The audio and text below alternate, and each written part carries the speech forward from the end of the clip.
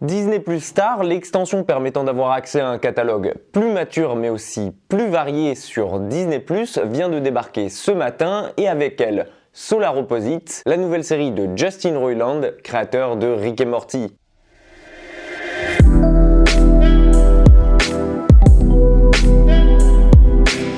Solar Opposite, c'est une des séries que j'attendais le plus en France depuis la fin de la saison 4 de Rick et Morty, et vu que c'était une Hulu originale, ce n'était qu'une question de temps avant qu'elle ne débarque sur Disney+.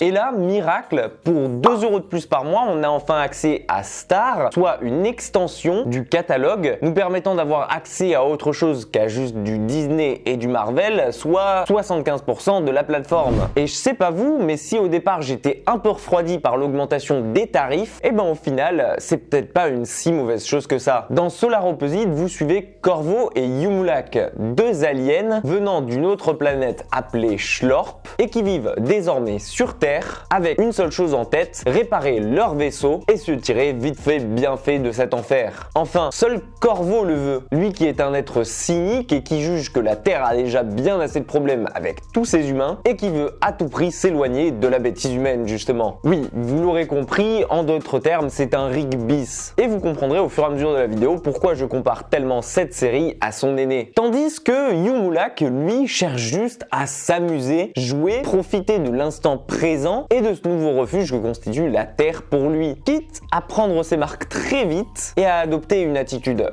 très caricaturale de l'Amérique. À savoir ne rien faire, rester sur son canapé toute la journée à engloutir des séries toutes plus débiles les unes que les autres, tout en se goinfrant de boissons énergisantes. Et si vous vous le demandiez, oui, ça me fait moi aussi penser beaucoup à une série avec laquelle j'ai grandi, soit Les Zinzins de l'espace, dans laquelle Ethno, d'un côté, essayait toujours de réparer leur vaisseau pour s'enfuir de la planète, tandis que les autres profitaient des nouvelles joies de leur vie humaine. Et je dois dire que oui, Solar Opposite marche facilement sur moi. D'une part parce que je suis la cible principale de ce genre de cartoon pour adultes, puisque je suis toujours là à m'engloutir dès qu'il y en a des nouveaux qui sortent, mais aussi d'autre part parce que je suis un grand fan de Rick et Morty et que le show fait ici la même chose en nous proposant de suivre deux nouveaux protagonistes auxquels je me suis très vite attaché en moins de 8 épisodes. Tout ça grâce à des missions complètement loufoques, toujours plus barrées et différentes les unes que les autres à chaque nouvel épisode. Alors je sais, c'est pas un dessin animé qui plaira à tout le monde, d'autant plus que comme pour Rick et Morty, elle joue beaucoup la carte de l'humour noir et se fout absolument de la gueule de tout le monde. Il y a donc des vannes sur le sexe, sur la politique, mais aussi sur la religion, agrémenté le tout d'une bonne dose de référence à la pop culture, ce qui est un peu normal vu son univers. Il faudra donc avoir beaucoup de recul en la regardant et pas se sentir visé par le nombre de conneries sorties à la minute pour en profiter pleinement. Tout le monde est donc visé, il n'y a pas de distinction de fait et ça fait plaisir de voir débarquer ce genre de série R-rated, totalement je m'en foutiste, avec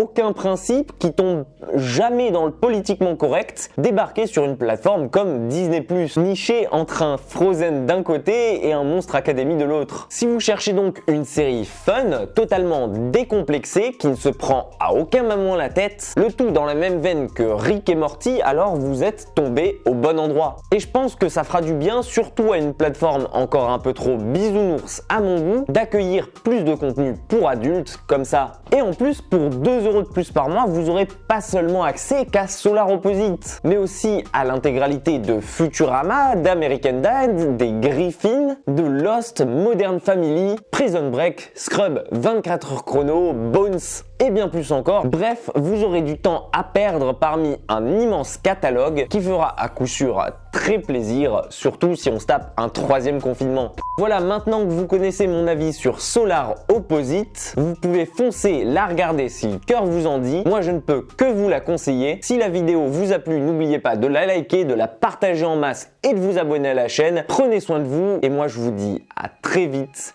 pour une toute nouvelle critique.